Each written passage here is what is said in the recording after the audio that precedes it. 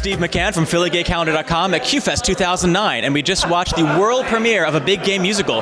And we are here with the directors. We are here with Fred Caruso and Casper Andreas. How did the show go? I'm sorry, someone was laughing. What? How did it go? How did it go? How did it go? It went really well, actually. It went really well. The audience did what I wanted them to do. They clapped at the end of musical numbers and laughed when they're supposed to laugh, and hopefully they left being a little touched and very happy. Very happy. So what is the movie about? The movie is about a production of an off-Broadway play called Adam and Steve, Just the Way God Made Them, and it's about the actors in the play, so it's the musical within the movie. So it's two stories, really. That run parallel, and it's how the actors in real life are mirroring the characters they're playing. And the theme for the movie is loving yourself and loving who you are and loving the way God made you. And so how do you think the audience reacted? This is the world premiere, correct? Yes. It was perfect. They laughed and clapped, and that's all I cared about. It was like a show. They had musical numbers, they clapped, and that made me happy. They fell into what the movie was supposed to be. So how did you get involved in this project? How I got involved with it? How did you get involved? Well, I got involved because I was hired by Fred to co-direct it with him, and so that was I made a couple of films before, and three actually. They were also at the film festival. Yes, I had 3 features playing here before, and one short. But but he's not bragging. He's okay. No, should I give the names? Give the names. Well, I had Murmurs Visit, a short film. Slutty Summer, my first feature. I had a 4-letter word 2 years ago, and last year I was here with Between Love and Goodbye. So, but this film I was hired to direct. It was my first time being hired, and it was really exciting for me to come aboard and not having to do all the putting everything together and stuff. So it was a lot of fun. It was a bit difficult because we co-directed it, so we had sometimes different opinions about how things should be done. But I think we were divided because I directed the musical and he directed the reality, and that pretty much divided up our duties pretty well. So there's no fighting. Well, there were some arguments, but not real fighting. Ish. So are either of you like recovering Christians, or there's a very strong Christian message through this?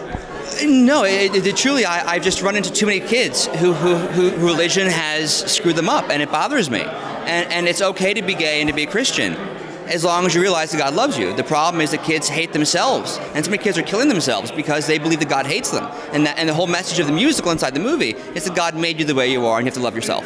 And that's also why I really was excited about being part of making the film, because even though I didn't write it or had anything to do with creating the story, I loved the message the film says, and I loved that we were able to tell it in this fun musical kind of way. And we do the message that's obviously in a lot of gay movies, but we do it in a funny, campy way, and not with someone killing themselves in the background, and then after the kid's dead, the mom joins P-Flag, and I mean, we wanted to do something funny and campy and crazy, and you leave happy, hopefully.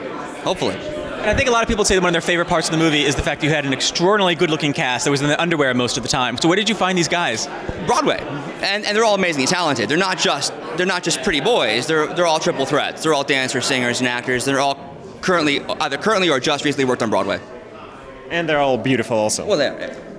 And in their underwear through most of the movie. Well, yeah, that's how he wrote it, and that's Just the way God made them. So what's in the future for you two?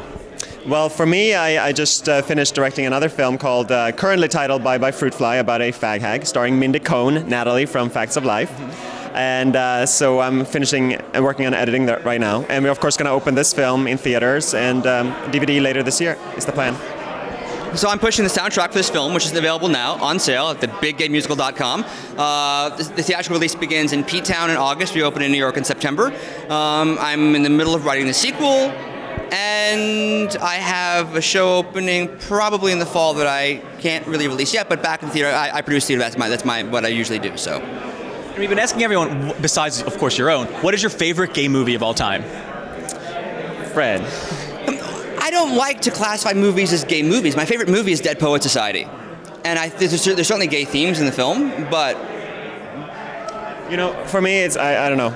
Let him answer first because there's so many. And the Big Gay Musical. The Big Gay Musical is my favorite gay movie. I love so many films that have gay themes, and they're not necessarily just films that are made for a gay audience. But there's I don't know if I honestly can't mention one. All of them. All of them. Okay, are you going to the closing party? Of course. Great. Well, then we will see you there. Thank you very much.